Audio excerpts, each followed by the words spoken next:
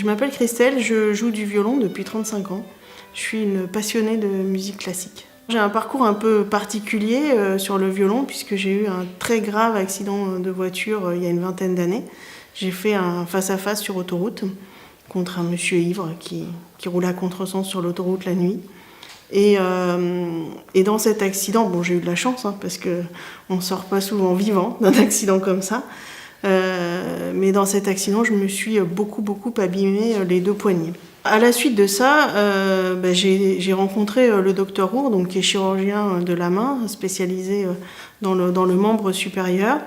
Je me suis fait opérer 17 fois. J'ai subi 17 opérations, mais elles ont été étalées sur une vingtaine d'années avec trois grands temps en fait. Un premier lot d'opérations qui a été regroupé autour de 2 ans.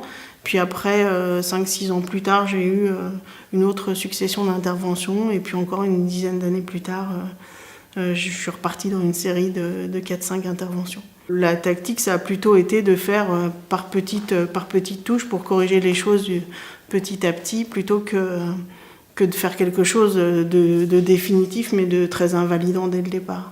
Il m'a fallu beaucoup de patience, de courage, d'heures de rééducation pour me rétablir et pour pouvoir rejouer du violon, ce que j'avais imaginé à un moment devoir abandonner compte tenu de la situation. Il y a un moment, j'ai cru que c'était fini. J'ai d'ailleurs eu une opération très lourde où j'ai décidé que je devais la faire qu'au moment où je serais prête à plus jouer de violon.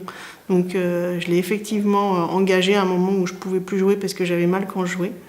Et finalement, après cette opération, j'ai pu rejouer du violon et même rejouer mieux parce que j'avais plus du tout mal au poignet, avec certaines limitations bien sûr parce que j'ai plus du tout mal, mais par contre j'ai des limites physiques, quelques séquelles. Je peux plus faire certains mouvements qui me gênent dans le violon, mais je peux quand même de toute façon jouer à un niveau qui est intéressant. C'est une vraie réussite. Et donc voilà, je voudrais dire à tous ceux qui peuvent être concernés par ce genre de difficultés qu'il faut garder le courage et l'envie, et puis également remercier le docteur Roure pour ce qu'il a fait pour moi. Aujourd'hui, je suis contente de pouvoir jouer le duo de Mozart que je vais jouer avec Dominica. Donc c'est un duo pour violon et alto. C'est une pièce qui est très jolie et franchement, je pensais pas pouvoir rejouer ça un jour dans ma vie.